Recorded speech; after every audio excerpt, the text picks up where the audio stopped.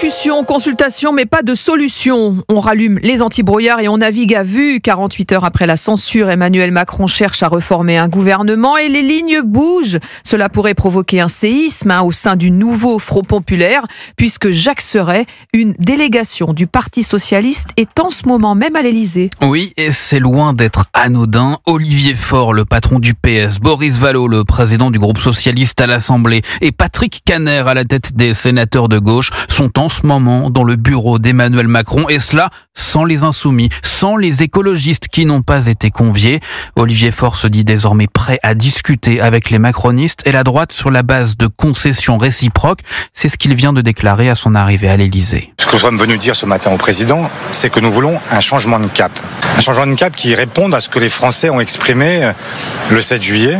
Et nous allons voir ce que le président de la République a à nous répondre. Mais nous ne sommes pas venus dans une démarche qui serait celle d'accepter de participer à un gouvernement qui ne serait pas un gouvernement dirigé par un Premier ministre de gauche.